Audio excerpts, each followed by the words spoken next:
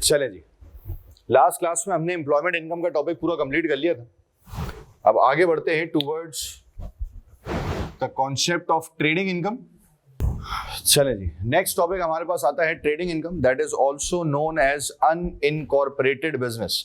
एक ही बात है, ठीक है ना, मतलब हम टैक्सेशन के पेपर में, F6 के पेपर में उसे ट्रेडिंग इनकम के नाम से पढ़कर आए होते हैं। जो ATX का पेपर है, P6 का पेपर है, उसमें उसने नाम दिया हुआ होता है अनइनकॉर्पोरेटेड बिजनेस का। कॉन्सेप्ट मोर और लेस एक ही है, बातें उसके अंदर वही सारी पढ़ी जाएंगी जो कि हम पहले ऑलरेडी पढ़ चुके हैं।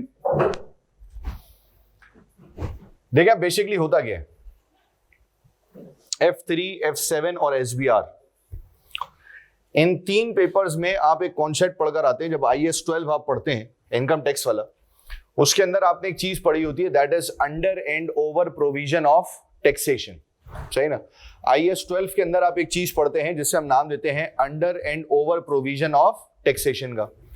अब ये अंडर और ओवर प्रोविजन ऑफ टैक्सेशन क्या है? अंडर और ओवर प्रोविजन ऑफ टैक्सेशन कहलाता है कि भाई देखिए, होता सिचुएशन ये है कि आपने टैक्स लायबिलिटी कैलकुलेट की, और टैक्स लायबिलिटी कैलकुलेट करने के बाद जब आप टैक्स पे करने गए तो टैक्सेशन अथॉरिटीज ने आपसे कहा कि नहीं जी, आपने तो टैक्स पर्टिकुलरली ज्यादा कैलकुलेट कर लिया है, असल में आपकी टैक्स लायबिलिटी कम है, आपने ज्यादा कैलकुलेट कर लिया, that is known as over provision. और वाइस वर्सा, आपने टैक्स लायबिलिटी कैलकुलेट की, आप टैक्स पे करने गए, आगे से टैक्सेशन अथॉरिटीज ने आपको कहानी सुनाई कि नहीं जी, आपने टैक्स कम कैलकुलेट किया है, ओरिजिनली आपका जो टैक्स है वो कंपैरेटिवली क्या है, ज्यादा है। अब अगर आपने ज्यादा के बजाय कम कैलकुलेट किया है तो that will be considered as your under provision. ये बेसिकली आपने IAS 12 में पढ़ा हुआ होता है। लेकिन मसला ये है कि इसके बैक हैंड पर मेन लॉजिक क्या है कि ऐसा कैसे पॉसिबल है कि मैंने जब प्रॉफिट सही कैलकुलेट किया और तमाम चीजें सही कैलकुलेट हुई, तो उसके बाद फिर ये टैक्स किस तरीके से गलत कैलकुलेट हो गया। उसने कहा देखिए, टैक्स गलत कैलकुलेट नहीं हुआ सिर्फ ये कि आप जब प्रॉफिट कैलकुलेट करते हैं ना, तो आप निकालते हैं trading profit according to IAS। आपने ये प्रॉफिट किसके जरिए निकाला? IAS के जरिए, इंटरनेशनल अकाउंटिंग स्टैंडर्ड्स के जरिए। और आपने जो टैक्स की लायबिलिटी कैलकुलेट की ना, वो अकाउंटिंग प्रॉफिट्स के हिसाब से की है। आपने जो टैक्स लायबिलिटी कैलकुलेट की है वो कौन से प्रॉफिट के हिसाब से की है मेरे भाई? अकाउंटिंग प्रॉफिट्स के हिसाब से। और जब इस प्रॉफिट पे निकाले हुए टैक्स को आप मेरे पास पे करने आएंगे, तो याद रखें कि मैं अकाउंटिंग प्रॉफिट्स को कंसिडर नहीं करता। हम अकाउंटिंग प्रॉफिट्स को मानते ही नहीं है, बल्कि हम अकाउंटिंग प्रॉफिट्स की जगह इसे रिकंसाइल करके कन्वर्ट करते हैं into the tax adjusted trading profits. और ये जो टैक्स एडजस्टेड ट्रेडिंग प्रॉफिट्स हैं, ये हम कैलकुलेट करते हैं अकॉर्डिंग टू टैक्सेशन रूल्स। उसने कहा जी, ये टैक्स एडजस्टेड ट्रेडिंग प्रॉफिट मेरे रूल्स एंड रेगुलेशंस के मुताबिक कैलकुलेट होंगे, यानी कि this will be calculated according to HMRC rules. तो उसने कहा सर देखिए, मसला सिर्फ इतना सा है कि जब आपने प्रॉफिट निकाला तो आपने प्रॉफिट निकाला अकाउंटिंग प्रॉफिट, हम अकाउंटिंग प्रॉफिट को नहीं मानते। आपने अपनी जगह टैक्स सही निकाला है, लेकिन जब आप असल में टैक्स पे करने आएंगे तो मैं आपको बताऊंगा कि सर मैं अकाउंटिंग प्रॉफिट को नहीं मानता, मैं प्रॉफिट निकालूंगा कौन से रूल्स के मुताबिक? टैक्सेशन रूल्स के मुताबिक, जिसे हम नाम देते हैं टैक्स एडजस्टेड ट्रेडिंग प्रॉफिट्स। और ये प्रॉफिट हम निकालेंगे किसके मुताबिक? According to the taxation rules. Accounting rules और टैक्सेशन रूल्स में थोड़ा बहुत फर्क है। उस फर्क के बेसिस के ऊपर, उस डिफरेंसेस की बेसिस के ऊपर जब हम अपना प्रॉफिट निकालेंगे तो आपके अकाउंटिंग प्रॉफिट में और हमारे टैक्स के प्रॉफिट की अमाउंट में फर्क आएगा। जब दोनों प्रॉफिट्स की अमाउंट में फर्क आएगा तो अल्टीमेटली दोनों के टैक्स में भी क्या आ रहा होगा? फर्क आ रहा होगा। जो टैक्स आपने कैलकुलेट किया और जो टैक्स हम कैलकुलेट करेंगे उसमें भी क्या आ जाएगा? डिफरेंस आ जाएगा। और उस डिफरेंस की वजह से कैलकुलेट होता था अंडर एंड ओवर प्रोविजन। अब मैंने उससे मेन सवाल किया कि भाई डिफरेंसेस कहां पर हैं? उसने कहा देखें, मसला क्या है कि एक बहुत लंबी कहानी है डिफरेंसेस की, कुछ बेसिक बातें समझ लेते हैं। उसने कहा जी, सबसे पहली चीज समझें कि रेवेन्यू पर जो है ना, वो हमारी कोई लड़ाई नहीं, इनकम के ऊपर कोई फड्डा नहीं। जो इनकम के रूल्स एंड रेगुलेशंस IAS के हैं, वही इनकम के रूल्स एंड रेगुलेशंस किसके हैं मेरे भाई? HMRC के हैं। उसने कहा जी, इनकम पर कोई फड्डा नहीं है, क्योंकि इनकम में ज्यादा कोई मसाइल है भी नहीं। मसला आता है किसके अंदर? एक्सपेंसेस के अंदर। उसने कहा जी, ऐसे कई एक्सपेंसेस हैं जिसमें अकाउंटिंग पॉइंट ऑफ व्यू से वो डिडक्टेबल है, आप माइनस कर सकते हैं, लेकिन टैक्स के पॉइंट ऑफ व्यू से मैं उसे माइनस करने की इजाजत नहीं दे रहा होता। और ऐसे दो मेन एक्सपेंसेस हम ऑलरेडी पढ़कर आए हैं प्रॉपर्टी इनकम के अंदर, that was depreciation and bad debts.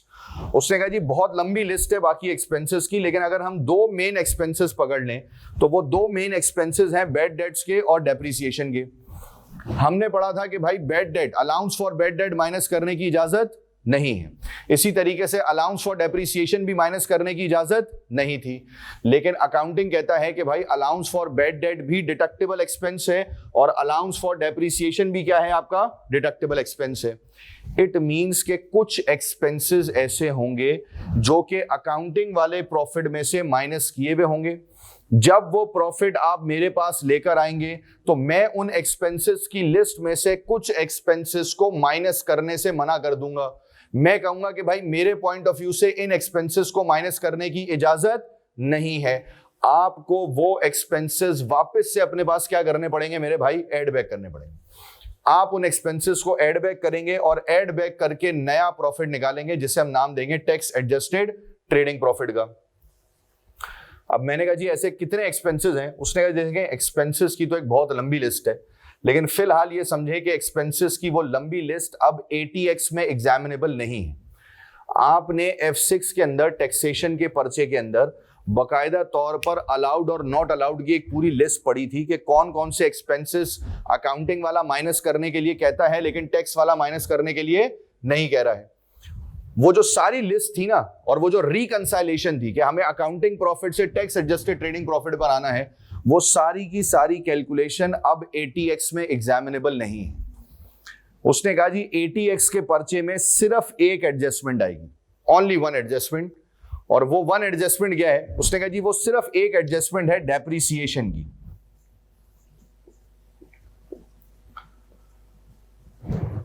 Taxation rules के मुताबिक depreciation is not allowed. Taxation rules के मुताबिक डेप्रिसिएशन अलाउड एक्सपेंस नहीं है। इसका मतलब है कि उसने कहा कि भाई होगा ये कि जब तुम मेरे पास ट्रेडिंग प्रॉफिट्स लेकर आओगे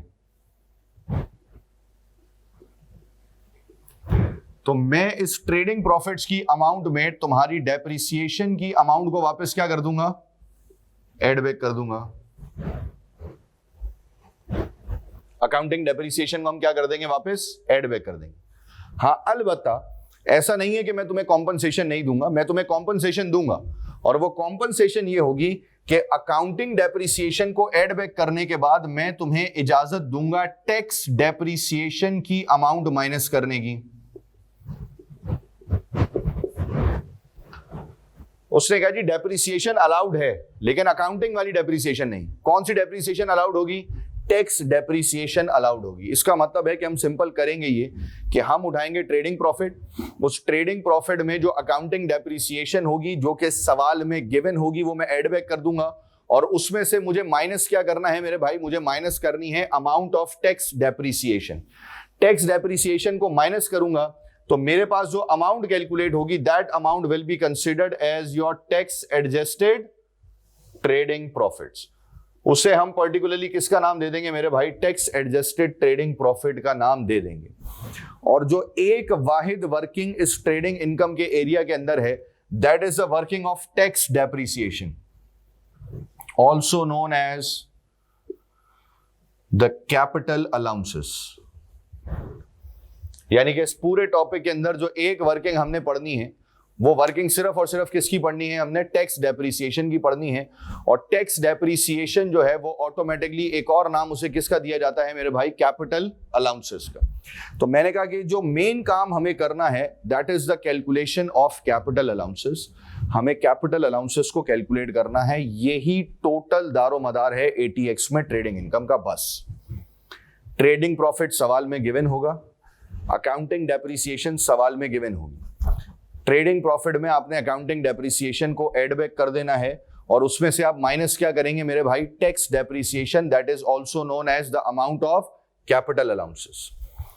तो इसका मतलब यह है कि पूरे टॉपिक के अंदर जो वर्किंग हमने करनी है, जो अमाउंट हमने कैलकुलेट करनी है that is the amount of tax depreciation यानी कि कैपिटल अलाउंसेस। तो मैंने उससे सवाल पूछा कि क्या अकाउंटिंग डेप्रिसिएशन और टैक्स डेप्रिसिएशन में फर्क है? उसने कहा जी बिल्कुल फर्क है।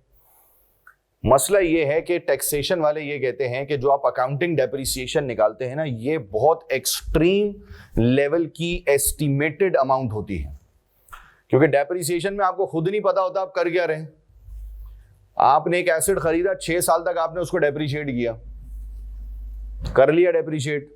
6 साल बाद आपने बोला यार ये तो गलती हो गई, ये तो एसेट रीवैल्यू हो गया, वैल्यू कम होने के बजाय बढ़ गई। फिर आप निकालते हैं वो रीवैल्यूएशन, फिर बनता है वो रीवैल्यूएशन रिजर्व, फिर वो आती है एक्सेस डेप्रिसिएशन। उसने कहा भाई इतनी लंबी लंबी बोंगियां मारने से बेहतर है कि आप रूल्स को बेहतर कर लें। अब देखें, अगर आप डेप्रिसिएशन का IAS 16 पढ़े ना, तो उसमें काफी सारे मसले मसाइल हैं। चेंज इन लाइफ वाला मसला है। आपने एक एसेट खरीदा, आपने एस्टिमेट किया शुरू में कि जी एसेट की लाइफ कितने साल की है, 10 साल की। अब आप 10 साल पे डेप्रिशिएट कर रहे थे, 5 साल के बाद आपने बोला कि नहीं यार ये तो अभी 5 साल के बाद भी 10 साल और चल सकता है। इसका मतलब है कि इसकी टोटल लाइफ कितने साल की हो गई, 15 साल की। फिर मसाइल, रीवैल्यूएशन हो गया तो फिर मसाइल। कुछ एसेट्स ऐसे हैं जिसके बारे में आपको बाय डिफॉल्ट पता है यार ये एसेट रीवैल्यू होता है, इस एसेट की वैल्यू बढ़ती है, लेकिन फिर भी आप मान नहीं रहे हैं, आप उस पर फिर भी डेप्रिसिएशन निकाल लें। And one of the basic example is building. उसने कहा यार बिल्डिंग की वैल्यू हमेशा बढ़ रही है। अब अगर आप देखें तो नॉर्मल सिचुएशन में करंटली बिल्डिंग भी एक एप्रिशिएटिंग एसेट है, लेकिन अगेन हम IAS 16 के अंदर बिल्डिंग को क्या कर रहे होते हैं, हम बिल्डिंग को डेप्रिशिएट ही कर रहे हैं। 3, 4, 6 साल हम डेप्रिसिएशन निकालते रहते हैं, उसके बाद फिर हम उसकी रिवैल्यूएशन कर देते हैं। जबकि जो टैक्स डेप्रिसिएशन है वो ये कहता है कि जी हमने इस एस्टिमेटेड अमाउंट को बहुत हद तक रिड्यूस करने की कोशिश की है। और one of the basic example is that कि उसने कहा कि जी हम कैपिटल अलाउंसेस बिल्डिंग के ऊपर कैलकुलेट ही नहीं करते। उसने कहा जी मैंने ऐसी लिस्ट बनाई है एसेट्स की जो कि बाय डिफॉल्ट क्या हो रहे होंगे, डेप्रिशिएट हो रहे होंगे, यानी कि जिनकी वैल्यू हर हाल में क्या हो रही होगी, रिड्यूस हो रही होगी। और मैंने वो तमाम एसेट्स उठाकर साइड में कर दिए जिन एसेट्स पर मुझे थोड़ा बहुत भी शक है कि यार इन एसेट्स की वैल्यू कम नहीं होगी, बल्कि उल्टा इन एसेट्स की वैल्यू क्या हो जाएगी, बढ़ जाएगी। इट मींस कि मैंने कहा कि अकाउंटिंग डेप्रिसिएशन कैलकुलेट होती है on all fixed assets except land. उसमें भी वो IAS 41 वाला मसला है। फिलहाल अगर हम उसको साइड में रख दें तो मैं कहता हूं कि जी एसेट, तमाम फिक्स्ड एसेट्स के ऊपर डेप्रिसिएशन कैलकुलेट हो रही होती है एक्सेप्ट लैंड। जबकि टैक्स डेप्रिसिएशन यानी कि कैपिटल अलाउंसेस तमाम एसेट्स के ऊपर एप्लीकेबल नहीं है। उसने कहा जी मैंने टैक्स डेप्रिसिएशन कैपिटल अलाउंसेस को कुछ एसेट्स तक रिस्ट्रिक्ट कर दिया है। कुछ एसेट्स पर आपको कैपिटल अलाउंसेस क्लेम करने का मौका मिलेगा, तमाम एसेट्स के ऊपर कैपिटल अलाउंसेस क्लेम करने का मौका आपको नहीं दिया जा रहा होगा। और उसने कहा कि जी इस किस्म के छोटे मोटे कई डिफरेंसेस हैं between accounting depreciation and the tax depreciation. अब ये डिफरेंसेस जैसे जैसे हम ये बात पढ़ते चले जाएंगे, ऑटोमेटिकली वो डिफरेंसेस हमारे सामने आते चले जाएंगे और उसके हिसाब से हम उसे कैलकुलेट कर रहे हैं। क्या ये बात क्लियर होती है? सबसे पहला कॉन्सेप्ट तो हमने ये समझना है कि भाई कैपिटल अलाउंसेस कौन कौन से एसेट्स के ऊपर अवेलेबल है, किन एसेट्स के ऊपर हमें कैपिटल अलाउंसेस मिल सकता है। तो किन एसेट्स के ऊपर मिल सकता है जरा लिख लेंगे अपने पास।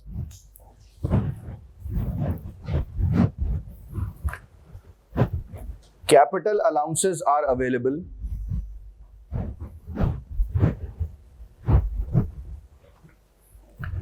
capital allowances are available on the following assets.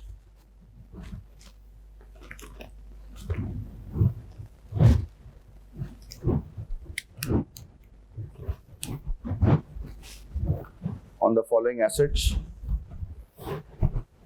Number 1, plant and machinery.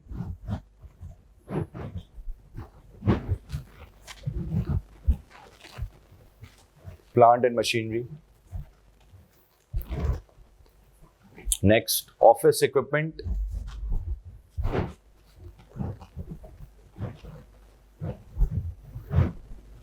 Office equipment. Next, office furniture.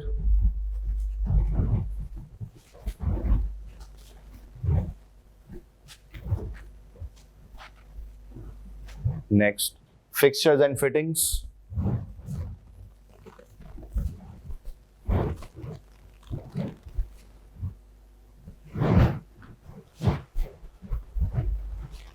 Next, computers.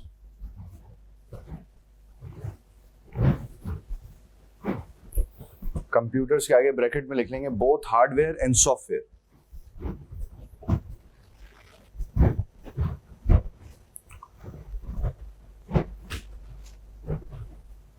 both hardware and software. Next, cars,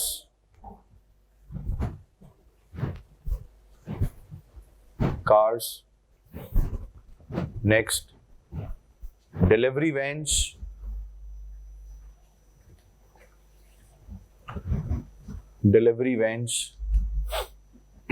next, alteration of building,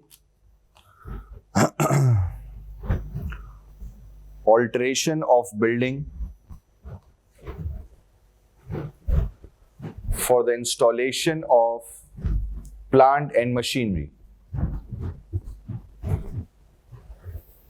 Alteration of building for the installation of plant and machinery.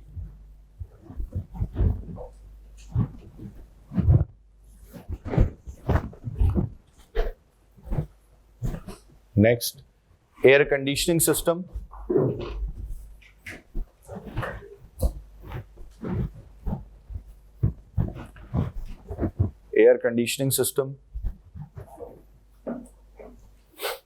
Next, ventilation system.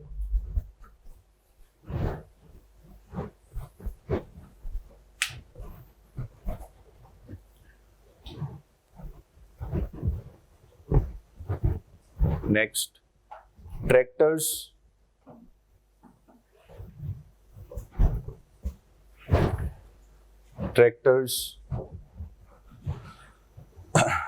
Next, movable partitions.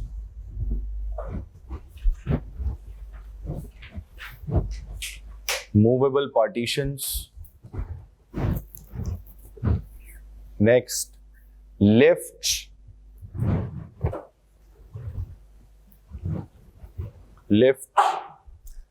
Next, integral part of the building.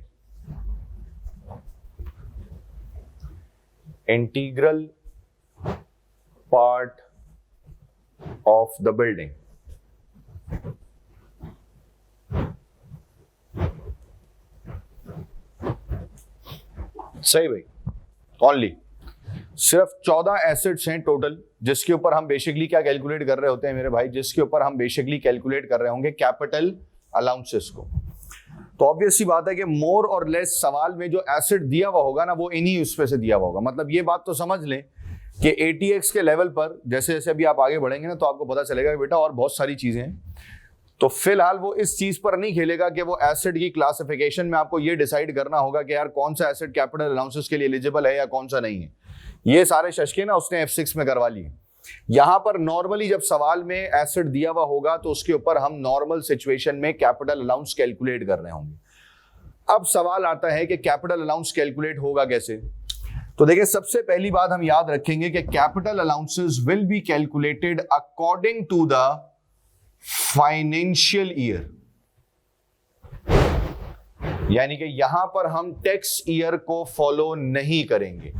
Capital allowances calculate करते हुए हम tax year को follow नहीं करेंगे। जो हमारा current tax year है 21-22 का, जो इसके रूल्स एंड रेगुलेशंस हमने पढ़ने हैं, और हमने स्टार्टिंग के टॉपिक्स में टिल एम्प्लॉयमेंट इनकम ये बात पढ़ी थी कि तमाम तर कैलकुलेशन किसके हिसाब से होगी मेरे भाई, तमाम तर कैलकुलेशन होगी according to the tax year, जो कि था 6 अप्रैल 2021 से लेकर 5 अप्रैल 2022 तक का। लेकिन ये बात याद रखें कि कैपिटल अलाउंसेस पहली जगह वो है, अब तक पहली जगह वो है जो जिसमें टैक्स ईयर को फॉलो नहीं किया जा रहा होगा। Capital allowances will B purely calculated under the concept of financial year. हम कैपिटल अलाउंसेस को किसके हिसाब से कैलकुलेट करेंगे मेरे भाई, फाइनेंशियल ईयर के हिसाब से कैलकुलेट कर रहे होंगे, पहला पॉइंट। दूसरा, ये कैलकुलेट होगा according to the reducing balance method. इसे हम किसके हिसाब से कैलकुलेट करेंगे मेरे भाई, इसे हम कैलकुलेट करेंगे according to the reducing balance method, जिसे हम टैक्सेशन टर्मिनोलॉजीज में नाम देते हैं रिटन डाउन अलाउंस।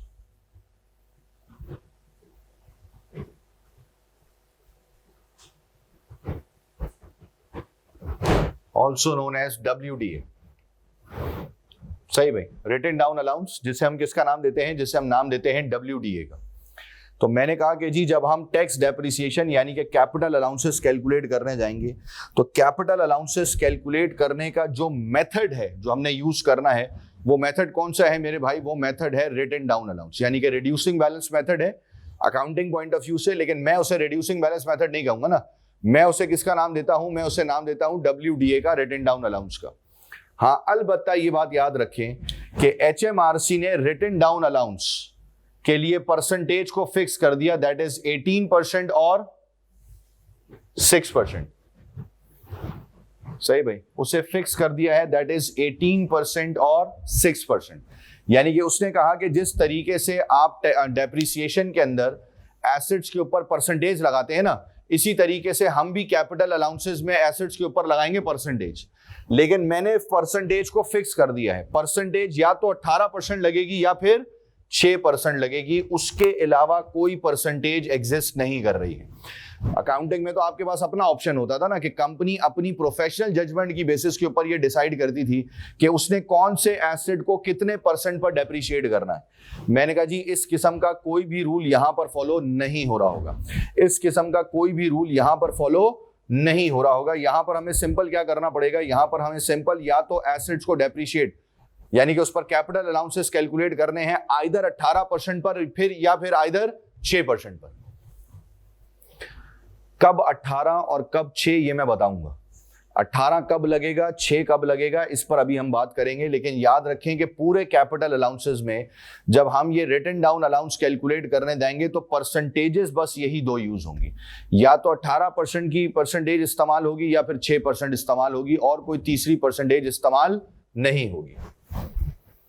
हाँ, अलबत्ता HMRC ने कहा कि देखिए मैं आपको एक एडिशनल बेनिफिट जरूर प्रोवाइड करूंगा यहां पर, जिस एडिशनल बेनिफिट को हम नाम देते हैं एनुअल इन्वेस्टमेंट अलाउंस का, that is also known as AIA।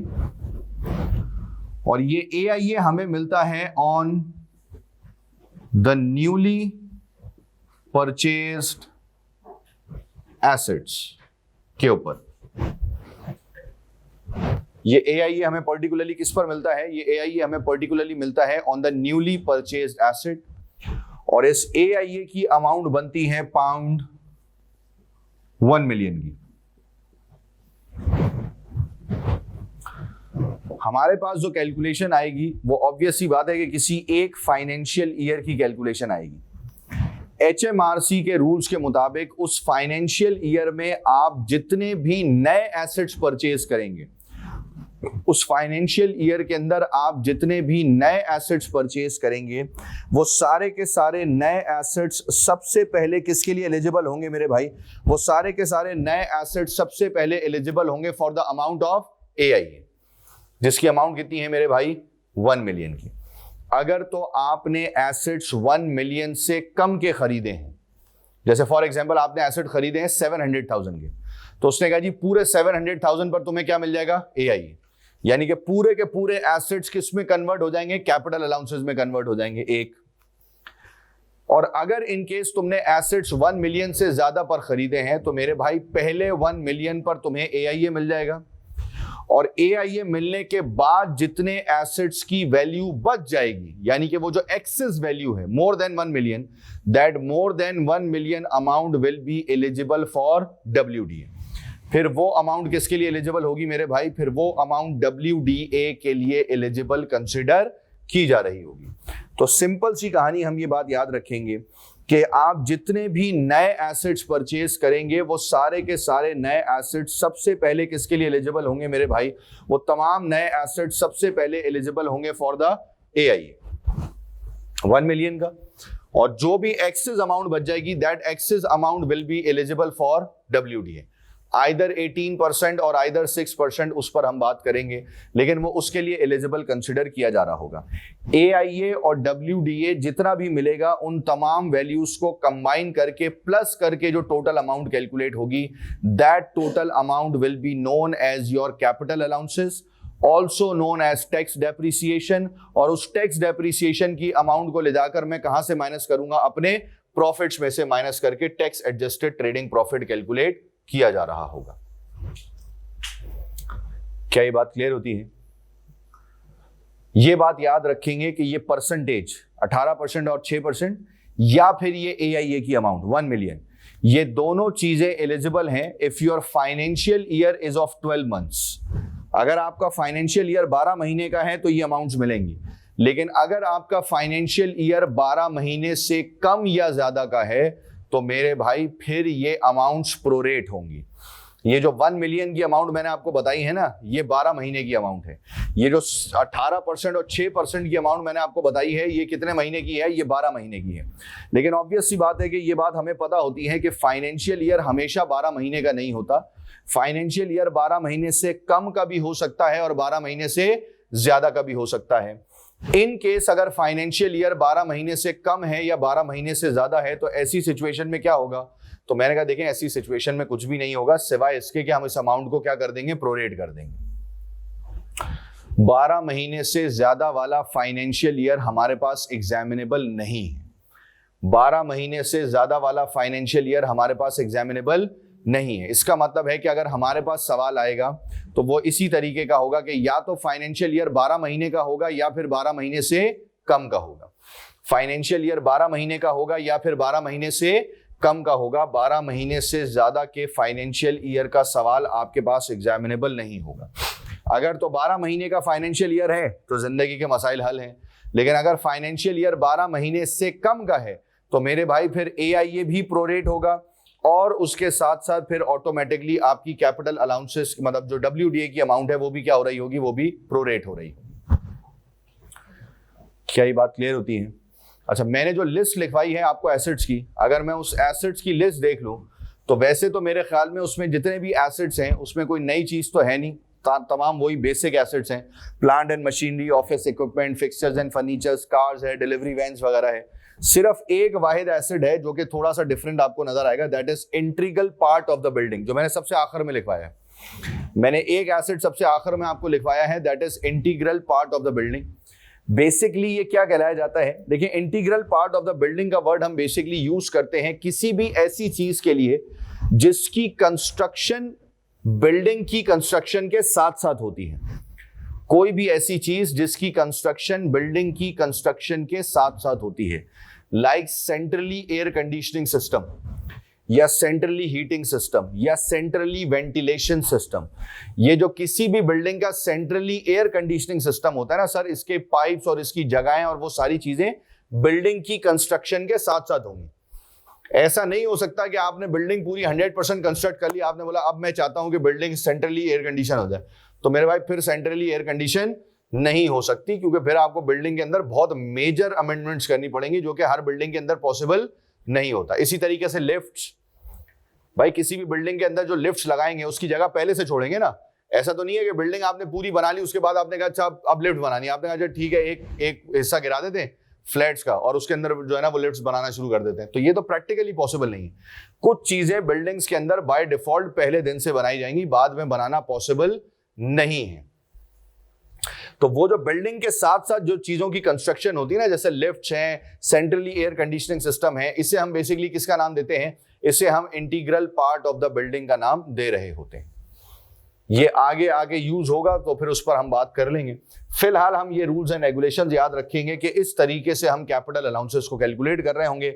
और जो कैपिटल अलाउंसेस के क्वेश्चन वाला हैंडआउट मैंने आपको दिया हुआ है, जरा उसके क्वेश्चन नंबर 1 पर आ जाएंगे।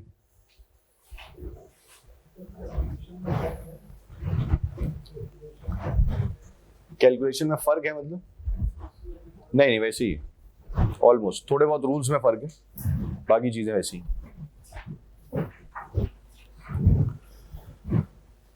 चलें जी, क्वेश्चन नंबर 1 उसने कहा जी mister A purchase following assets, और आपको 3 एसेट्स दिए हुए हैं जिससे रिलेटेड उसने कहा है कि भाई चुपचाप आप मुझे क्या कैलकुलेट करके बता देंगे?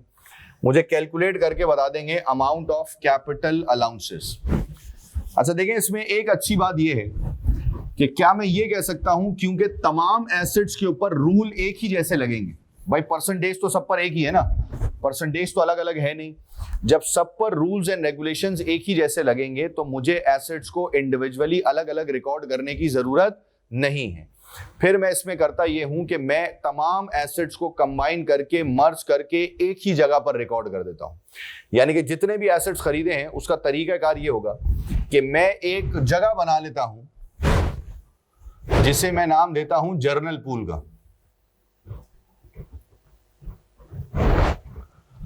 और सारे एसेट्स उसी जगह पर रिकॉर्ड किए जा रहे होते हैं। पूल का वर्ड पर्टिकुलरली उस वक्त इस्तेमाल होता है जब कोई भी चीज एक से ज्यादा क्वांटिटी में होती है। अब जाहिर सी बात है कि यहां पर कोई एक आध एसेट जो है ना वो रिकॉर्ड नहीं होगा, बल्कि मल्टीपल एसेट्स रिकॉर्ड होंगे। जब एक से ज्यादा एसेट्स रिकॉर्ड हो रहे होंगे तो इसलिए उस जगह को मैंने किसका नाम दे दिया मेरे भाई? पूल का नाम दे दिया। जर्नल पूल, ये अब आपको आगे चलकर समझ आएगा, क्योंकि आगे चलकर हम मल्टीपल पूल्स पढ़ेंगे with the different terms and conditions. तो मैंने कहा कि एक ऐसा पूल जिसके अंदर फिलहाल कोई टर्म्स एंड कंडीशंस नहीं है, उसे हमने किसका नाम दे दिया? जर्नल पूल का नाम दे दिया, जहां पर ले जाकर मैं अपने तमाम तरह एसेट्स को क्या कर दूंगा? रिकॉर्ड कर दूंगा। और एक कॉलम हम बना लेंगे किसका? कैपिटल अलाउंसेस का। एक कॉलम किसका बन जाएगा मेरे भाई? एक कॉलम बन जाएगा आपके कैपिटल अलाउंसेस का। अब जरा देखो कितने एसेट्स खरीदे आपने? 3। कौन कौन से? सबसे पहला आपने एसेट परचेज किया है प्लांट एंड मशीनरी। कितनी अमाउंट? 575,000। उसके बाद दूसरा एसेट आपने खरीदा है कौन सा? Office equipment. कितने का खरीदा है मेरे भाई ऑफिस इक्विपमेंट? 3,80,000। तो मैंने कहा जी ऑफिस इक्विपमेंट परचेज हो गया 3,80,000 से। उसके बाद आपने ऑफिस फर्नीचर परचेज कर लिया कितने से? 4,10,000 से। जरा कैलकुलेटर उठा लें और वैल्यू को टोटल करें और देखें आपने टोटल कितने के एसेट्स परचेज किए। प्लस करके अमाउंट बता दें ज्यादा शाबाश जल्दी से।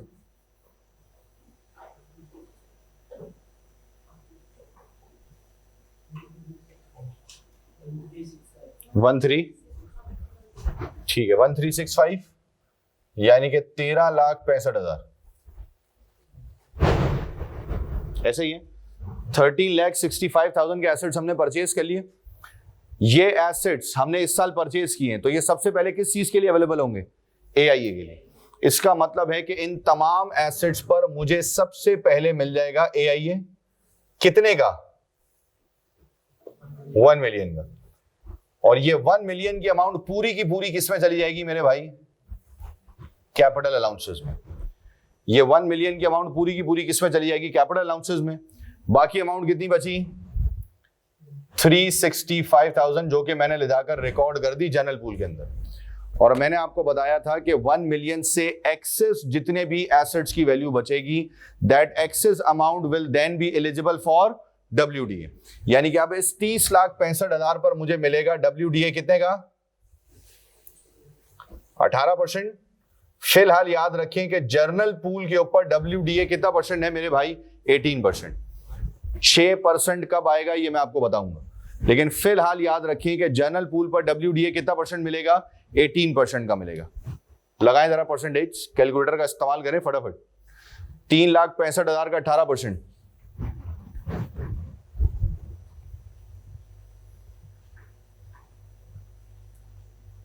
बोल लो भाई बोल लो, पूरी कॉम अपनी एनर्जी बचाने के लिए लगी हुई है। 65700 65700 ये यहां से माइनस हो जाएगा और कैपिटल अलाउंसेस में जाकर क्या हो जाएगा मेरे भाई? प्लस हो जाएगा।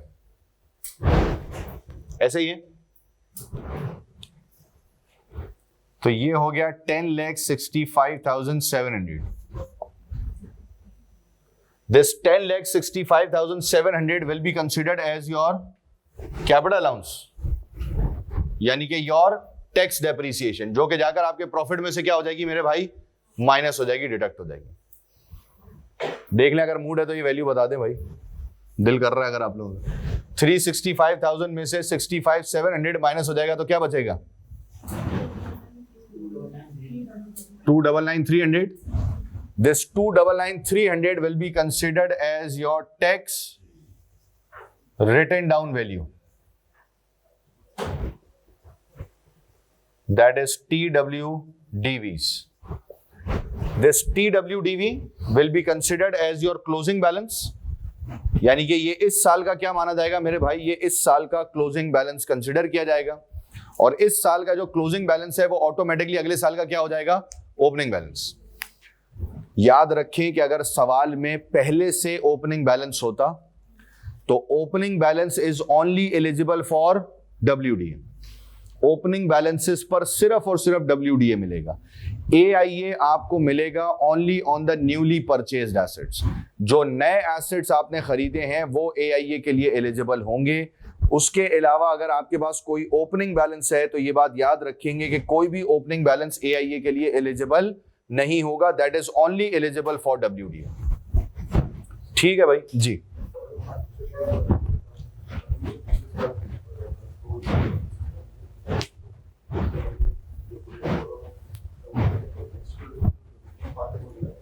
AIA बस इस फाइनेंशियल ईयर में मिलेगा।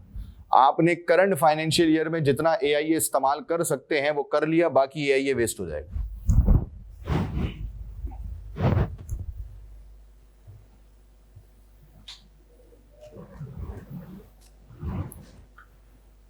जब 1 छाप लें तो 2 स्टार्ट कर दीजिएगा। चलिए जी, क्वेश्चन नंबर 2 में इस बार आपके पास ओपनिंग बैलेंस भी गिवन है, ऐसा ही है। The tax written down value कितने का, 65,000 का, और फिर उसके बाद आपने 3 अदद जो है वो एसेट्स परचेज किए। तो देखें, सबसे पहले मैं क्या रिकॉर्ड कर दूंगा, जनरल पूल, और दूसरा है कैपिटल अलाउंसेस। तो मैंने कहा देखें सबसे पहले रिकॉर्ड हो जाएगा टैक्स रिटन डाउन वैल्यूज, यानी कि सबसे पहले हम रिकॉर्ड करेंगे ओपनिंग बैलेंस को, जो कि कितना है मेरे भाई, 65,000। मैंने कहा जी सबसे पहले रिकॉर्ड हो गया 65,000 का ओपनिंग बैलेंस। फिर प्लांट एंड मशीनरी कितने की, 540,000। फिर हमने परचेज किया इक्विपमेंट कितने का, 310,000 का। फिर हमने परचेज की डिलीवरी वैन्स कितने की, 220,000 की। और फिर सबसे पहला काम हमने ये किया कि हमने इन तीनों अमाउंट्स को क्या कर लिया मेरे भाई, प्लस कर लिया। तो जरा तीनों अमाउंट्स को प्लस करके बताएं क्या बना।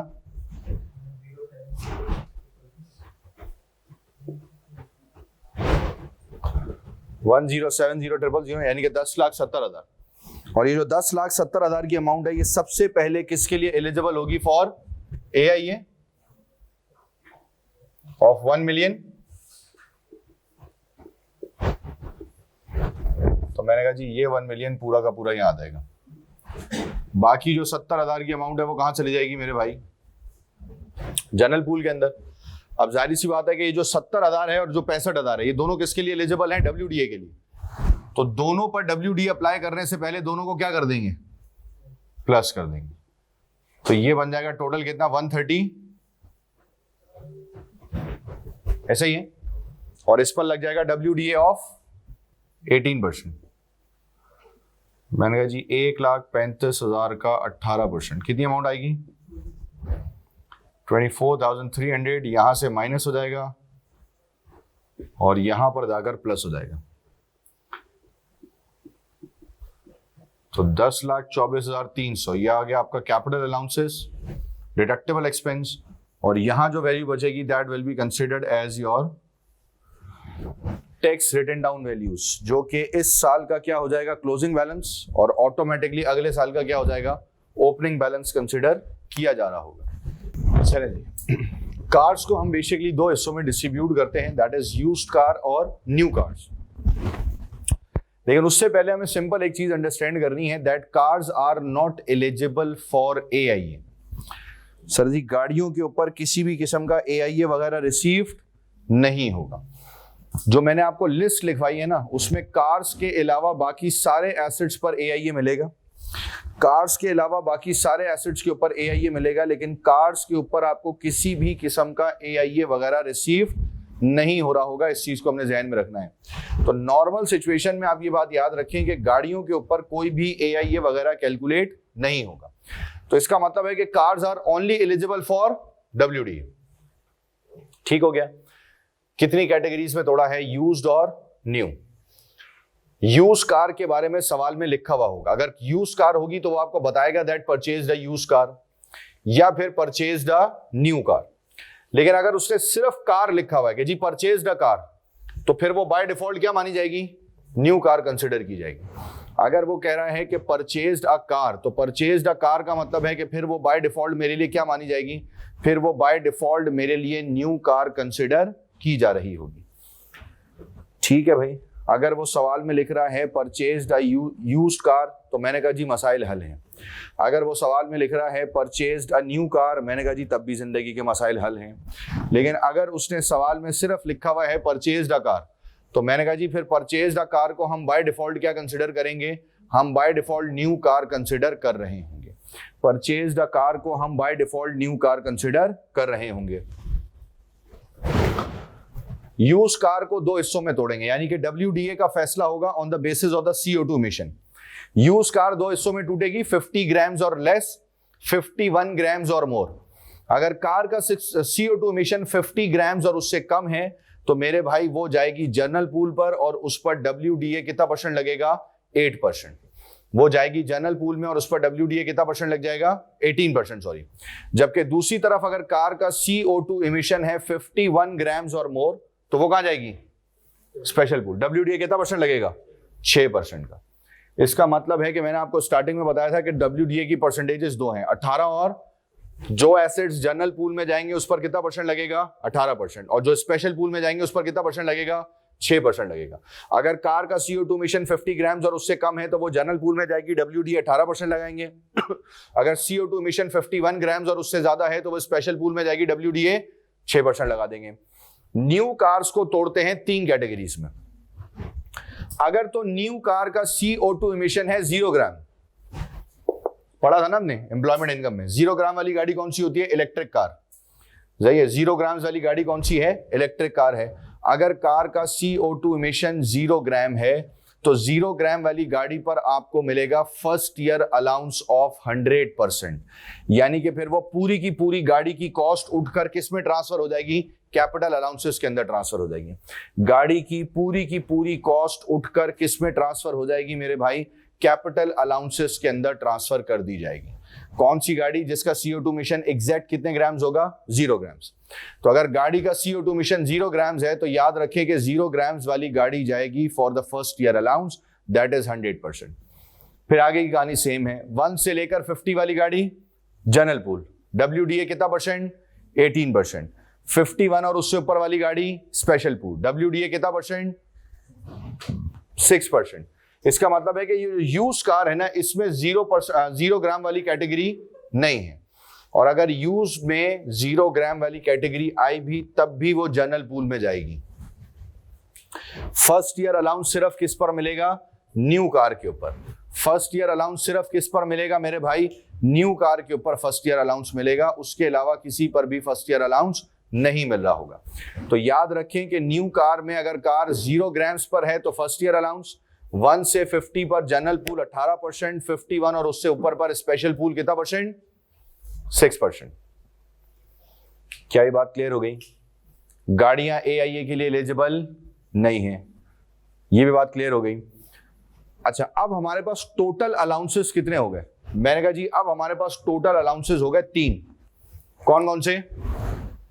AIA, WDA और FIA, first year allowance. 3 allowances हो गए, WDA हो गया, AIA हो गया और साथ में क्या हो गया मेरे भाई, FIA हो गया, फर्स्ट ईयर अलाउंस। याद रहे कि first year allowance financial year के हिसाब से प्रोरेट नहीं होगा। First year allowance by default कितना परसेंट है, 100%, और ये 100% ही रहेगा। मैं AIA को फाइनेंशियल ईयर के हिसाब से प्रोरेट करूंगा, मैं WDA को फाइनेंशियल ईयर के हिसाब से प्रोरेट करूंगा, लेकिन जो FIA है, फर्स्ट ईयर अलाउंस है, वो फाइनेंशियल ईयर के हिसाब से प्रोरेट नहीं होगा। आपका फाइनेंशियल ईयर 3 महीने का है, 5 का है, 7 का है, 9 का है, 10 का है, 12 का है। फर्स्ट ईयर अलाउंस की अमाउंट एग्जैक्टली कितने परसेंट रहेगी मेरे भाई, 100%। फर्स्ट ईयर अलाउंस की अमाउंट एग्जैक्टली 100% रहेगी, उसमें किसी भी किस्म का कोई चेंज नहीं आएगा। तो याद रखें कि इन तीनों में से AIA और WDA फाइनेंशियल ईयर के हिसाब से प्रोरेट होते हैं, लेकिन फर्स्ट ईयर अलाउंस जो है वो फाइनेंशियल ईयर के हिसाब से प्रोरेट नहीं होगा, वो हमेशा 100% रहेगा। क्लियर है बात यहां तक? फिर उसके बाद एक और कहानी समझेंगे। देखिए, आपने डेप्रिसिएशन के कितने मेथड्स पढ़े? 2, स्ट्रेट लाइन और रिड्यूसिंग बैलेंस। और कितने सिस्टम पढ़े?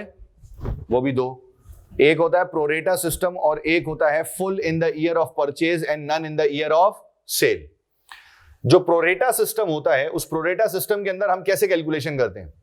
मैंने कहा जी, प्रोरेटा सिस्टम के अंदर हम कैलकुलेशन करते हैं, प्रोरेटा सिस्टम के अंदर हम कैलकुलेशन करते हैं कि वो कैलकुलेशन स्टार्ट होगी from the purchasing date of the asset till the disposal date.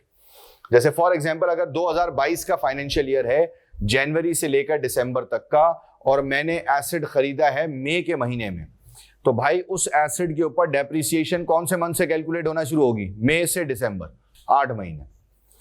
फिर अगला साल जब मैं पूरे 12 महीने इस्तेमाल करूंगा तो पूरे 12 महीने की डेप्रिसिएशन आएगी। ये बेसिकली क्या था? Pro rata system. और दूसरा कॉन्सेप्ट आता है जिसे हम नाम देते हैं full in the year of purchase and none in the year of sale. ऐसे ही है।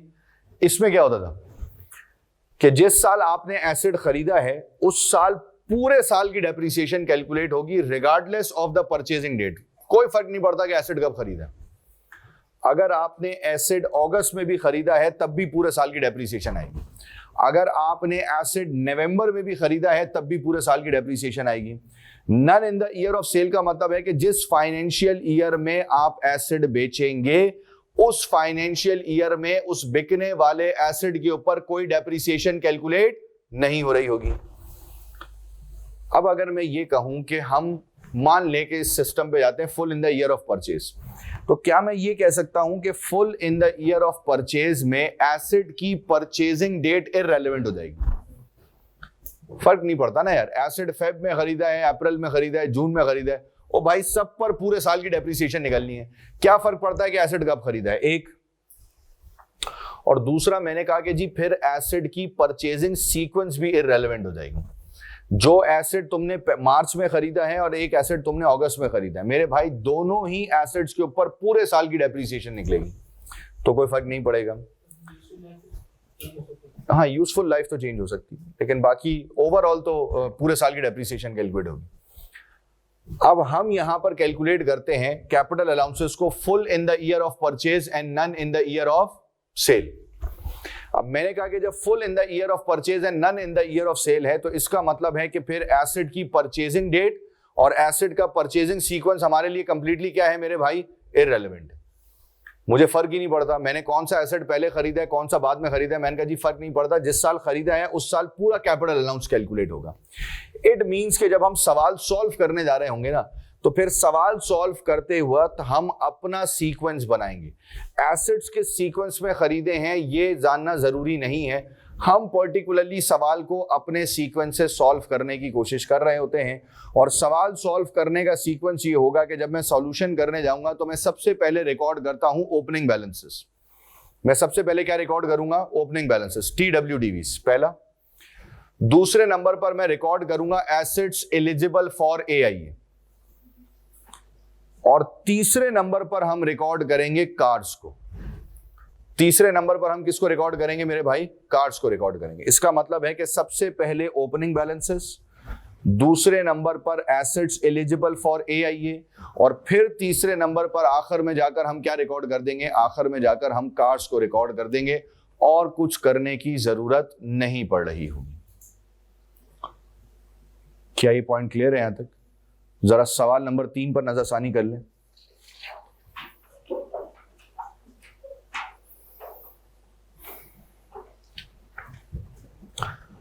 अच्छा, सवाल नंबर 3 में बेसिकली 2 पूल्स हैं। कौन कौन से? जनरल पूल और स्पेशल पूल। तो मैंने कहा जी एक आ गया जनरल पूल, एक आ जाएगा स्पेशल पूल, और एक कॉलम बन जाएगा कैपिटल अलाउंसेस का।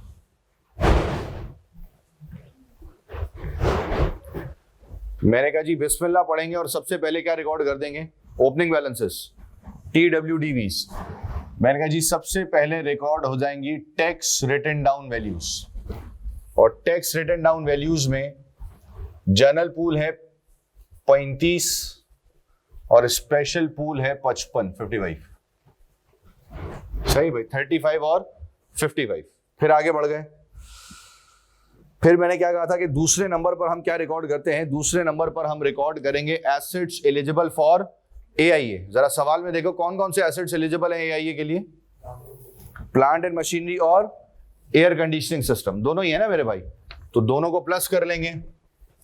मैंने कहा जी प्लांट एंड मशीनरी और एयर कंडीशनिंग सिस्टम, जी भाई प्लांट एंड मशीनरी कितने का है 550, एयर कंडीशनिंग सिस्टम 610, दोनों को प्लस किया तो 1160। किसके लिए एलिजिबल है AIA, कितना 1 मिलियन। तो ये 1 मिलियन की अमाउंट तो पूरी की पूरी किसमें चली जाएगी मेरे भाई, कैपिटल अलाउंसेस में। और जो एक्सेस अमाउंट बची वो कितनी बची 1,60,000, वो 1,60,000 किसमें चला जाएगा, जनरल पूल में। जो एक्सेस अमाउंट बची 1,60,000 वो ऑटोमेटिकली कहां चला जाएगा मेरे भाई, मैंने कहा जी जो एक्सेस अमाउंट बची 1,60,000 की वो चुपचाप चला जाएगा जनरल पूल के अंदर। फिर उसके बाद कार्स देखो कौन कौन सी हैं। पहली गाड़ी कौन सी परचेज की आपने, मैंने कहा जी कार 1 कितनी है 130 ग्राम्स 35,000। कहां जाएगी 130 ग्राम्स वाली गाड़ी, स्पेशल पूल में। तो मैंने कहा जी ये चली गई स्पेशल पूल में 35,000। और दूसरी गाड़ी देखो, दूसरी गाड़ी कौन सी है 0 ग्राम फर्स्ट ईयर अलाउंस। याद रखें कि फर्स्ट ईयर अलाउंस वाली गाड़ी किसी पूल में रिकॉर्ड नहीं होती, फर्स्ट ईयर अलाउंस वाली गाड़ी किसी भी पूल में रिकॉर्ड नहीं होगी, वो स्टार्टिंग में इंडिविजुअली रिकॉर्ड होकर पूरी की पूरी अलाउंस में ट्रांसफर हो जाएगी। यानी कि मैं इस कार 2 को रिकॉर्ड करूंगा यहां पर 20,000 और इस पर दे दूंगा फर्स्ट ईयर अलाउंस कितने परसेंट का 100% का 20,000, और ये 20,000 की पूरी अमाउंट किस में शिफ्ट हो जाएगी मेरे भाई, कैपिटल अलाउंसेस के कॉलम में शिफ्ट हो जाएगी। ये 20,000 की पूरी अमाउंट किस में शिफ्ट हो जाएगी, कैपिटल अलाउंसेस के कॉलम में शिफ्ट हो जाएगी, और आप सुकून करेंगे। क्लियर है भाई बात यहां तक। अब जो बाकी चीजें बची वो किसके लिए एलिजिबल है, WDA के लिए। अच्छा अब WDA अप्लाई करने से पहले पूल्स टोटल कर लें। मैंने कहा जी 55 और 35, 35 और 160, ये कितना हो जाएगा 195 और 90,000। भाई जर्नल पूल पे WDA कितना लगेगा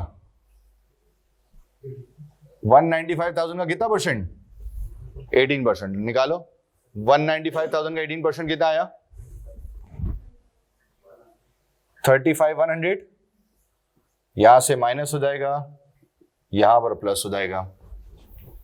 फिर दूसरा WDA निकालेंगे 90,000 का कितना परसेंट 6%। स्पेशल पूल पर 6% लगता है, तो 90,000 का 6% निकाल लेंगे 5,400, 5,400, यहां से माइनस और यहां पर प्लस, प्लस माइनस करके कॉलम्स की वैल्यू को टोटल कर लेंगे मेरे भाई।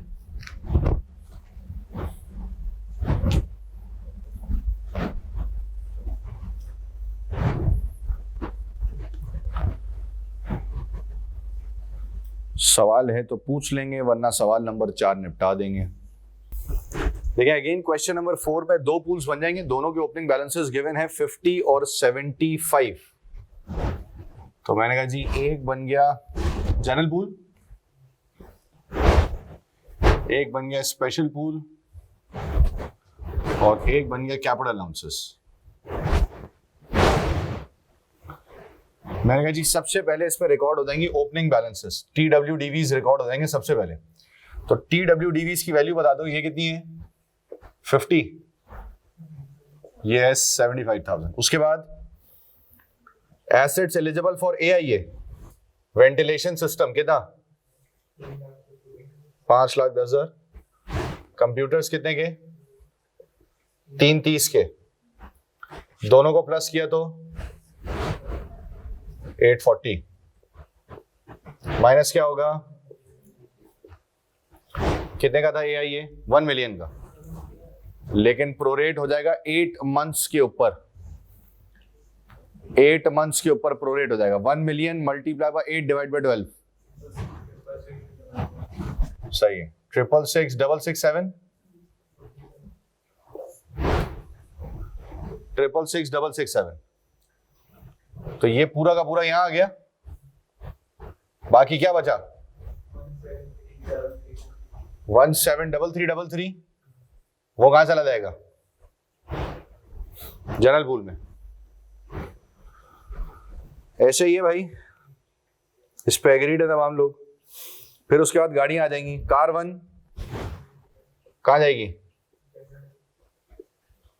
है स्पेशल पूल बेटा, 24,000। तुमने अपने पिछले F6 के रूल्स लगा दिए इसमें।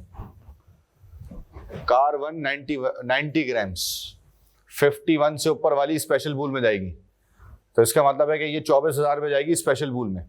फिर उसके बाद कार 2 45 ग्राम्स, ये जाएगी किसमें, जनरल पूल में, कितनी 11,000। कार 3 0 ग्राम, 0 ग्राम वाली गाड़ी कहां जाएगी, फर्स्ट ईयर अलाउंस में 14,000। फर्स्ट ईयर अलाउंस कितना था 100%, प्रोरेट होगा नहीं होगा, क्योंकि हम पढ़ चुके हैं कि first year allowance financial year के हिसाब से प्रोरेट नहीं होगा, तो वो पूरा 14,000 चला जाएगा। ठीक है ना भाई। उसके बाद जरा पूल्स को टोटल कर लेंगे, 75 24 और ये, जी भाई ये हो गया 99,000। इसकी वैल्यू बता दें, 234,334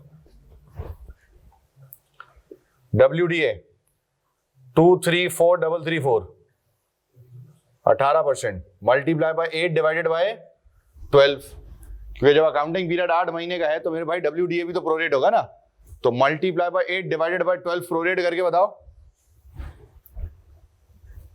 लाशों बोल लो,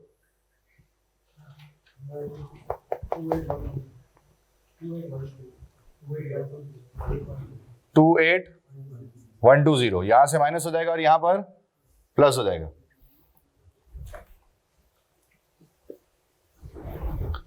फिर उसके बाद 99,000 पर कितना percent, 6 multiply by 8 divide by 12 3960, यहां से माइनस यहां पर प्लस। जी भाई 712,746 इज योर कैपिटल अलाउंसेस। सही भाई, ये पेपर से पहले भी यही होता है। जब आप पेपर से पहले तैयारी कर रहे होते ना, आप सारे टॉपिक देखे, ये तो आता है, ये आता है, फिर पेपर में जो आप उसका माहौल बना के आते हो, बिल्कुल जैसे ही इस सवाल का आपने बनाया है।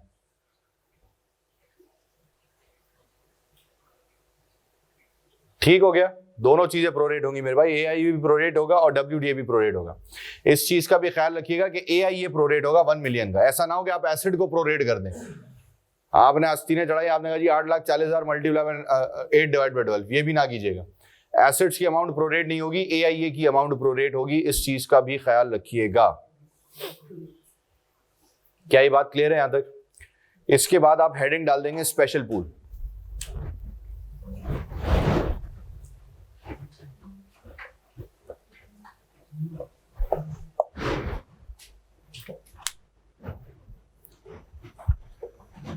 देखिए, सबसे पहली चीज हम याद रखें कि अभी मैंने आपको बताया कि स्पेशल पूल में एक तो पर्टिकुलरली वो एसेट्स आ जाएंगे, मतलब वो गाड़ियां आ जाएंगी जिनका CO2 मिशन कितना होगा मेरे भाई, जिनका CO2 मिशन होगा 51 ग्राम्स और उससे above.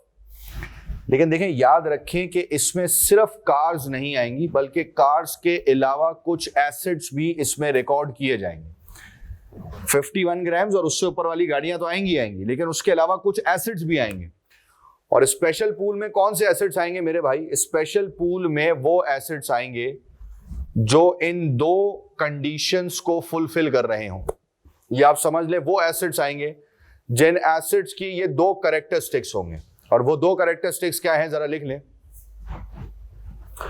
Special pool acids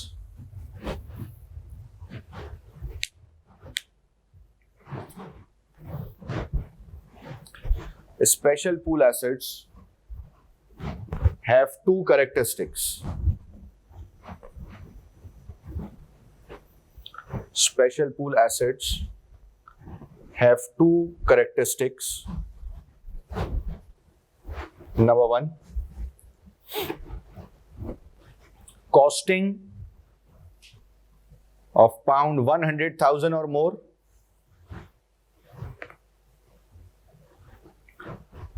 Costing of pound 100,000 or more. And number two, life of 25 years or more.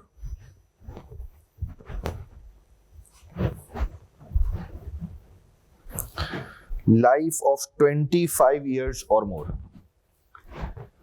मेरे भाई स्पेशल पूल के अंदर वो एसिड्स जाएंगे जिनकी कॉस्ट 1 लाख से ज्यादा होगी और जिनकी लाइफ 25 साल और उससे ज्यादा होगी, और दोनों conditions at the same time meet होना जरूरी है।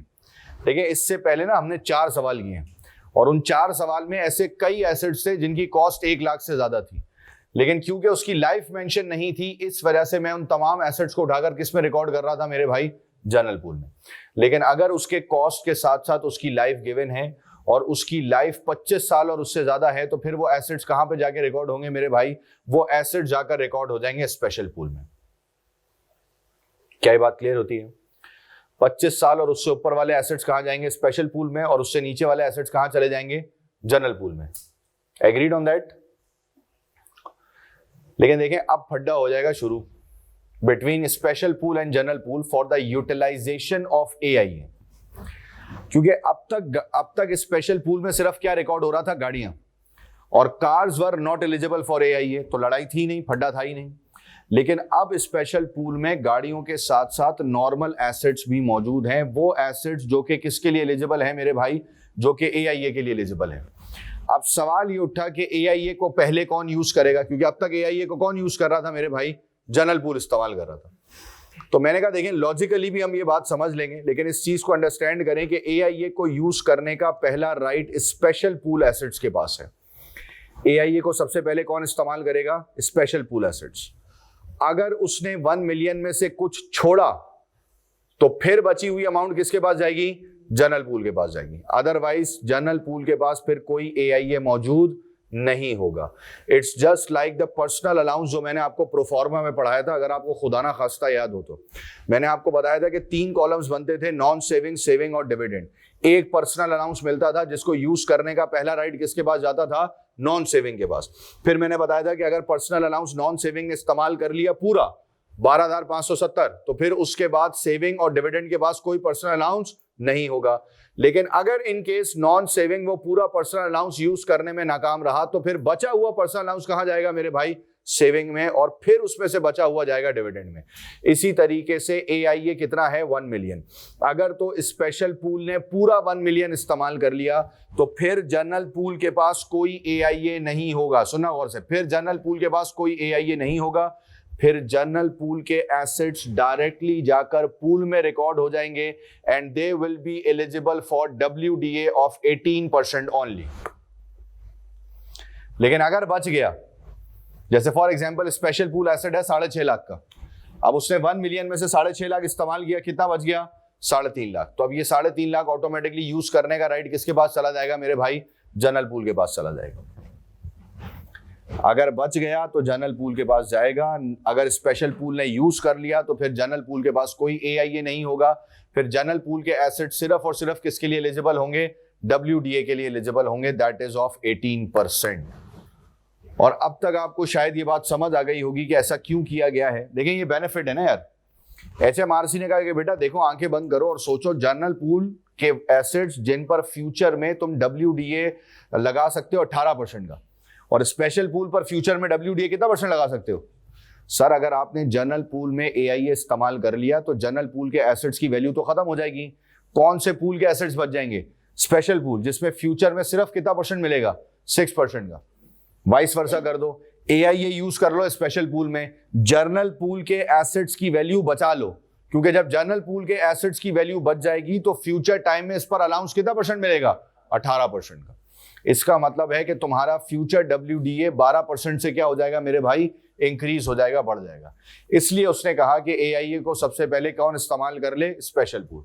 और फिर अगर कुछ बच जाता है तो वो जनरल पूल में ट्रांसफर कर देना, अदरवाइज ट्रांसफर करने की जरूरत नहीं होगी अगर उसने पूरा इस्तेमाल कर लिया तो। और अब एसेट्स को रिकॉर्ड करने का सीक्वेंस क्या होगा? सबसे पहले opening balances, special pool assets eligible for AIA, journal pool assets eligible for AIA, और फिर सबसे आखिर में क्या जाएंगी मेरे भाई? कार्ड्स जाएंगी। सही ना? क्योंकि अब स्पेशल पूल का एसेट अलग रिकॉर्ड होगा और जनरल पूल का एसेट अलग रिकॉर्ड होगा। इसलिए सबसे पहले ओपनिंग बैलेंसेस, दूसरे नंबर पर special pool assets eligible for AIA, तीसरे नंबर पर general pool assets eligible for AIA, और सबसे आखिर में कार्ड्स को रिकॉर्ड किया जा रहा होगा सिंपल और आसान तरीके से। सवाल नंबर 5 फोड़ दें, और अगर कोई सवाल है तो मुझसे पूछ लें। चले जी। अच्छा, क्वेश्चन नंबर 5 में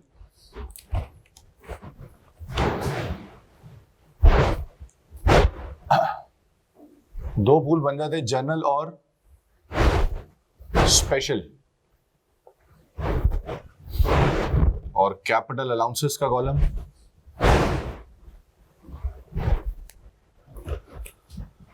TWDVs है 40,000, टैक्स रिटन डाउन वैल्यूज 40,000 और 65,000। अब सबसे पहले किसको रिकॉर्ड करेंगे मेरे भाई? मैंने कहा जी सबसे पहले रिकॉर्ड करेंगे special pool assets eligible for AIA, और वो कौन सा होगा? प्लांट एंड मशीनरी, क्योंकि उसकी कॉस्ट 1 लाख से ज्यादा है और उसकी लाइफ भी 25 साल से ज्यादा है। तो मैंने कहा जी सबसे पहले रिकॉर्ड हो जाती प्लांट एंड मशीनरी, कितने की? 780,000 की, जो कि पूरी की पूरी एलिजिबल हो जाएगी फॉर AIA। 780,000, और ये पूरी अमाउंट यहां चली जाएगी 780,000 से। ठीक हो गया। फिर दूसरे नंबर पर क्या आ जाएगा? एयर कंडीशनिंग सिस्टम, कितना? 480, और ये एलिजिबल हो जाएगा किसके लिए? AIA के लिए। रिमेनिंग मिलेगा ना इसको। 1 मिलियन में से 780 यूज हो गया था, कितना बचा था? 220। तो 220 चला गया कैपिटल अलाउंसेस में। बाकी क्या बचा?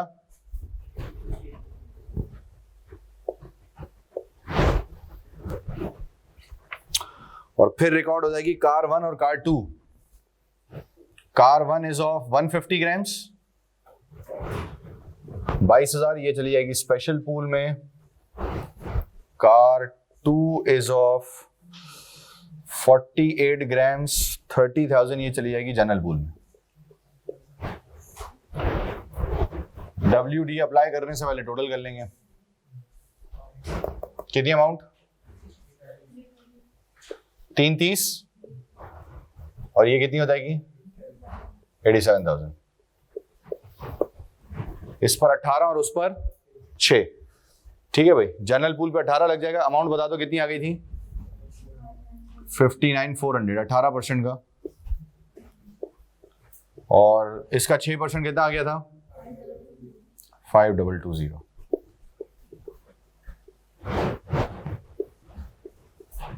प्लस करके क्या आ जाएगा मेरे भाई? आंसर आ जाएगा।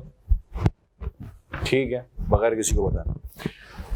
अब सवाल नंबर 6 पर आने से पहले जरा एक चीज याद रखेंगे। वैसे उसका इफेक्ट सवाल नंबर 6 से है नहीं, लेकिन फिर भी याद रखेंगे, आगे किसी क्वेश्चन में आ सकता है। मैंने जो आपको क्वेश्चंस की पूरी मतलब एसेट्स की जो पूरी लिस्ट लिखवाई थी, उसमें मैंने सबसे आखिर में आपको एक एसेट लिखवाया था, that was integral part of the building. याद रखें कि integral part of the building by default special pool acid माना जाता है।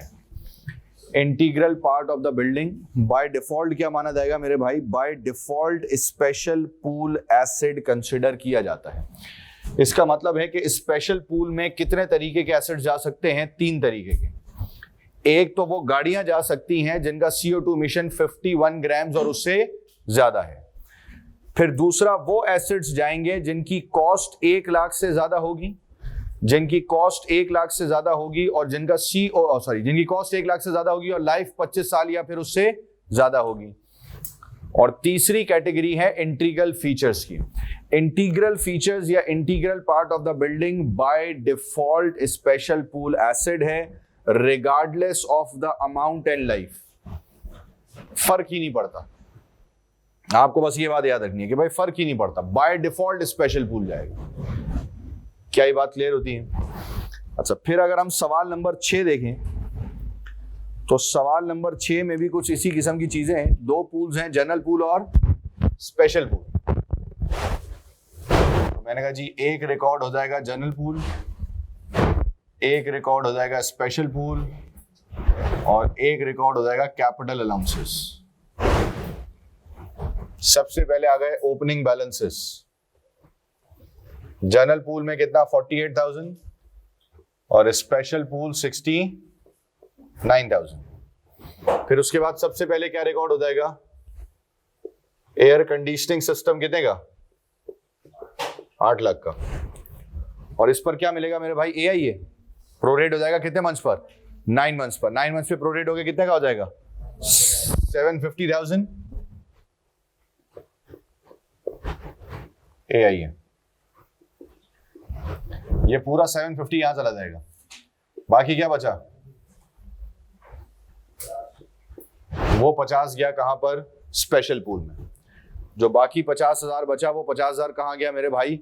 स्पेशल पूल में। क्योंकि स्पेशल पूल एसेट था तो जो वैल्यू बचेगी वो ऑब्वियस ही बात है स्पेशल पूल में जाएगी ना, वो जनरल पूल में तो जाने से रही, तो वो चला गया स्पेशल पूल में। फिर आया फिक्सचर्स एंड फिटिंग्स। जी भाई क्या इसके पास कुछ है?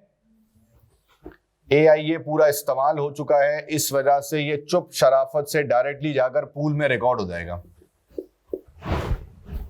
2,80,000 से। कार 1 0 ग्राम क्या मिलेगा? FIA। तो मैंने कहा जी 21,000 की गाड़ी है, इस पूरे 21,000 पर मुझे मिल जाएगा FIA 100%। 21,000 का जिंदगी हो जाएगी पुरसुकून, बिल्कुल बेहतरीन किस्म की। ठीक हो गया। फिर उसके बाद कार 2 180 ग्राम्स कहां जाएगी ये? स्पेशल पूल में 35,000। अब WD अप्लाई करने से पहले पूल्स को टोटल कर लें। जनरल पूल कितना हो जाएगा? 328 और स्पेशल 154। जनरल पूल पे WD कितना लगेगा? 18%, फिर मल्टीप्लाई बाय 9 डिवाइड बाय 12। और इसी तरीके से स्पेशल पूल 154,000 इंटू 6 फिर इंटू 9 इंटू 12। सही है ना भाई? बस वैल्यूज ऐड करके लिख लेंगे, आपके पास फाइनल आंसर आ जाएगा। क्लियर है भाई बात यहां तक? कोई मसाइल? हेडिंग डाल देंगे शॉर्ट लाइफ एसेट पूल।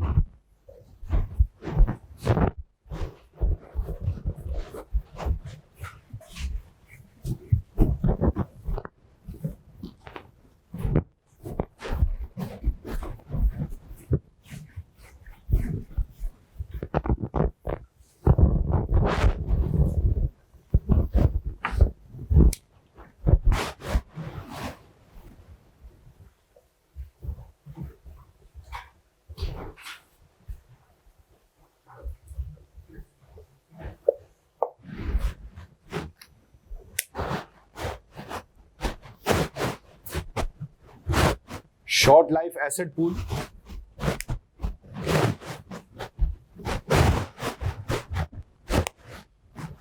लिख लेंगे अपने पास। Assets having a life of 8 years और less. Assets having a life of 8 years or less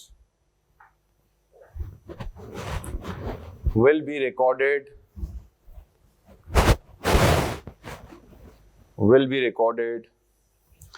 in the short life asset pool.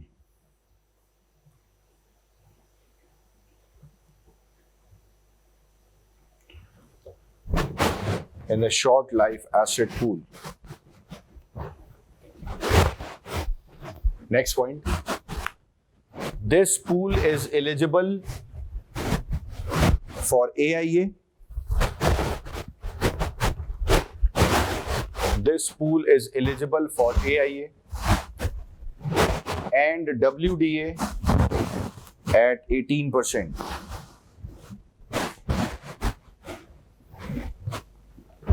Eligible for AIA and WDA at 18%. देखिए simple सी कहानी है, और वो सिंपल सी कहानी क्या है? वो सिंपल सी कहानी ये है कि आपके पास जो भी पूल है वो पर्टिकुलरली किसके लिए एलिजिबल कंसिडर किया जाएगा? WDA और AIA के लिए कंसिडर किया जाएगा। शॉर्ट लाइफ एसेट पूल में वो तमाम एसेट्स रिकॉर्ड होंगे जिनकी लाइफ 8 साल और उससे कम होगी। जितने भी एसेट्स हैं जिनकी लाइफ 8 साल और उससे कम है वो कहां जाएंगे मेरे भाई? शॉर्ट लाइफ एसेट पूल में। और ये एसेट्स एलिजिबल होंगे AIA के लिए और WDA के लिए। AIA यूज करेगा सबसे आखिर में। सबसे आखिर का मतलब है कि सबसे पहले AIA कौन यूज करेगा मेरे भाई? Special pool. दूसरे नंबर पर जनरल पूल, और फिर तीसरे नंबर पर कौन इस्तेमाल करेगा? शॉर्ट लाइफ एसेट पूल इस्तेमाल करेगा। नॉर्मली अगर हम देखें ना तो हम बेसिकली इस पे जो रूल्स अप्लाई कर रहे हैं वो जर्नल पूल वाले ही कर रहे हैं, अदर देन लाइफ के अलावा की अगर हम बात करें तो ऑटोमेटिकली वो जनरल पूल वाले एसेट्स रूल्स ही हैं। बस फर्क सिर्फ इतना सा है कि HMRC ने एक एग्जांपल दी कि भाई आप मान लें कि आपकी ये क्लास पूरी भरी हुई है, एक ही एंट्री और एग्जिट रूट है, और एक बच्चा सबसे आखिर में बैठा हुआ है, उसका फोन बजता है। वो फोन बजा, वो पूरी क्लास को चीरता हुआ बाहर निकला, बात की, फिर वापस आया, फिर पूरी क्लास में से होता हुआ पीछे आके बैठ गया। 5 मिनट बाद फिर फोन बजा, फिर बाहर निकला, फिर वापस आया। जब तीसरी चौथी दफा ऐसा होगा ना तो उसने कहा आप क्या करेंगे? अगर आप उसको निकाल नहीं सकते तो आप उसको बोलेंगे कि भाई तू एक काम कर कि तू दरवाजे के पास बैठ जा, ताकि तेरे आने जाने की वजह से बाकी लोग डिस्टर्ब ना हो रहे हों। उसने कहा जी हमने भी शॉर्ट लाइफ एसेट पूल के साथ यही किया। हमने कहा भाई देखो तुम्हारे और जनरल पूल के एसेट्स की ना लाइफ में फर्क है। अब जनरल पूल एसेट हमने खरीद लिया, वो चलेगा मिनिमम 24 साल, सही ना? 24 साल तक तो चलेगा। 25 साल वाला तो स्पेशल पूल में चला जाएगा ना, लेकिन 24 साल तो चलेगा वो। अब जब वो 24 साल चल रहा है और तुम हर 3-4 साल बाद आ जा रहे होगे तो उसकी वजह से वो 24 साल वाला क्या हो रहा होगा? डिस्टर्ब हो रहा होगा। तो तुम्हारा बार बार आना जाना उसको इफेक्ट करेगा। इस वजह से हमने जनरल पूल एसेट्स को सेफ एंड सिक्योर किया और तुम्हें उठाकर एक अलग जगह पर बिठा दिया, जिसे हमने किसका नाम दे दिया? शॉर्ट लाइफ एसेट पूल का नाम दे दिया, ताकि तुम्हारी वजह से जनरल पूल के एसेट्स इफेक्ट ना हो। क्योंकि शॉर्ट लाइफ एसेट पूल में वो एसेट्स होंगे जिनको आप बार बार परचेज कर रहे होंगे और डिस्पोज कर रहे होंगे, तो इस वजह से जनरल पूल के एसेट्स इफेक्ट नहीं होने चाहिए। क्या ये बात क्लियर है? 25 साल और उससे ऊपर वाले, 8 साल और उससे कम वाले शॉर्ट लाइफ में, और 8 साल से ज्यादा और 25 साल से कम वाले, और अगर एसेट की लाइफ नहीं लिखी हुई तब भी कहां जाएगा? जनरल पूल में। 25 और उससे ज्यादा स्पेशल, 8 और उससे कम शॉर्ट लाइफ, 8 से ज्यादा 25 से कम जनरल, अगर लाइफ नहीं लिखी हुई तब भी जनरल। एसेट की लाइफ खुद से एक्सपेक्ट नहीं करेंगे, सवाल में लिखी हुई होगी।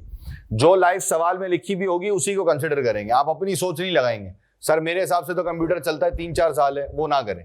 जो एग्जामिनर कह रहा है उसके हिसाब से चलें, क्योंकि नंबर उसी के हिसाब से मिल रहे होंगे। क्लियर है अभी बात यहां तक? अब आगे के 2 सवाल निपटा दे, 7 और 8। देखिए क्वेश्चन नंबर 7 में 3 पूल्स थे, जनरल, स्पेशल और शॉर्ट लाइफ।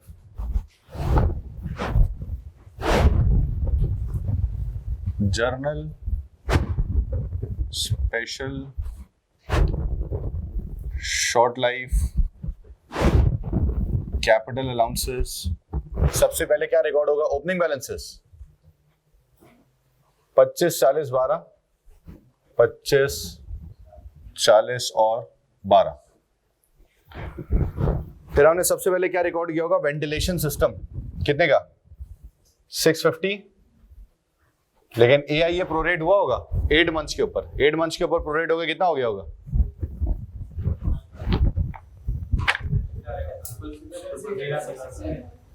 66, ठीक। तो यहाँ पर पूरा 6.5 लाख आ जाएगा, तो ये पूरा 6.5 लाख यहाँ चला जाएगा।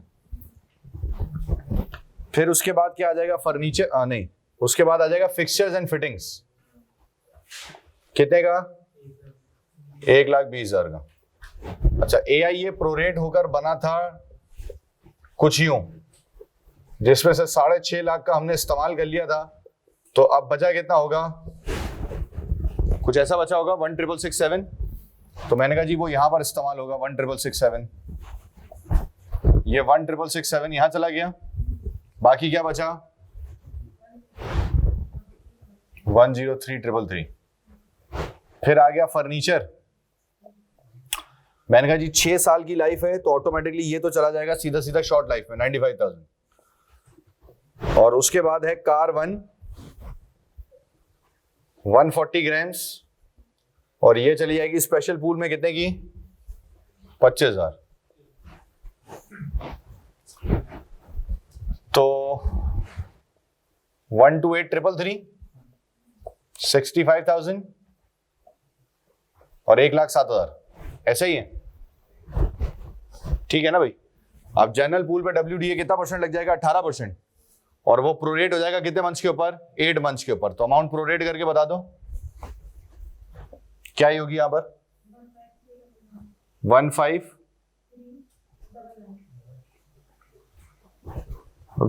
ये हो जाएगा तकरीबन 15,400, ये पूरी याद आएगी। फिर 65,000 है स्पेशल पूल, कितना परसेंट लगेगा, 6%। तो 65,000 into 6% multiply by 8 divide by 12, कितना आया होगा, 2600। और फिर शॉर्ट लाइफ एसेट पूल पर कितना लगा होगा, 18%। 1,07,000 का 18% और 8 महीनों पे प्रोरेट होकर कितना आ गया, 128।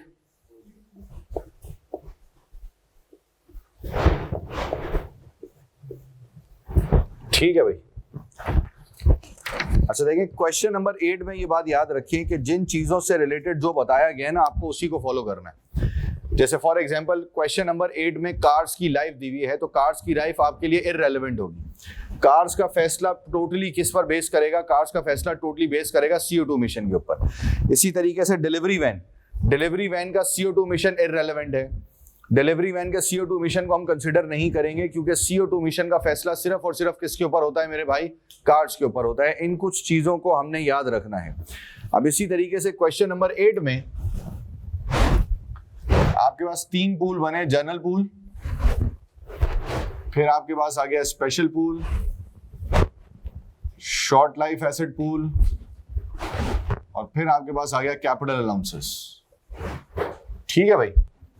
ओपनिंग बैलेंसेस आ जाएंगे 45, 60, 25।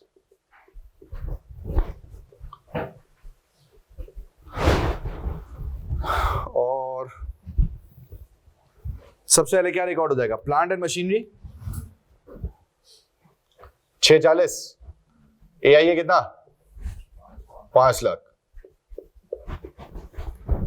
तो ये 5 लाख यहां चला गया, बाकी 140 कहां जाएगा, स्पेशल पूल में। उसके बाद देखो दूसरे नंबर पे क्या रिकॉर्ड हो जाएगा, डिलीवरी वैन्स कहां जाएगी, जनरल पूल में, क्योंकि डिलीवरी वैन्स का CO2 मिशन इररेलेवेंट डाटा है, वो हमारे किसी काम का नहीं है। फिर उसके बाद क्या आएगा, फिक्सचर्स एंड फिटिंग्स कहां जाएगा, शॉर्ट लाइफ 120। फिर आ गया कार 160 ग्राम्स, 160 ग्राम्स वाली गाड़ी जाएगी स्पेशल पूल में कितनी, 40,000। कार 2 0 ग्राम 25,000। इसको FIA मिल जाएगा कितने का, पूरा 25,000 का, और ये चला जाएगा कैपिटल अलाउंसेस में। ठीक है भाई, और तो कुछ बाकी नहीं है। पूल्स को ऐड कर लेंगे और आंसर निकाल लेंगे। शॉर्ट लाइफ हो जाएगा 145, ये कितना आ जाएगा 240, ऐसे ही है ना? हाँ, और ये कितना हो जाएगा 235। जनरल पूल पे WDA 18%, 6 महीनों पे प्रोरेट होकर कितना आ जाएगा? जल्दी जल्दी 21600। फिर इसी तरीके से स्पेशल पूल,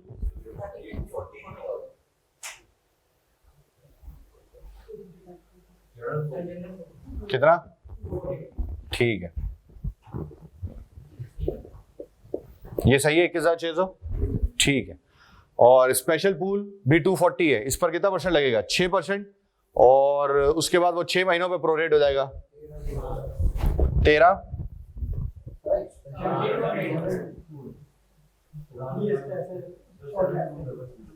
अरे कैसे नशाइए हो तुम। और स्पेशल पूल का कितना है? 50, 7200 प्लस होकर आपके पास आंसर कैलकुलेट हो जाएगा। ठीक है भाई, क्लियर होती बात यहां तक?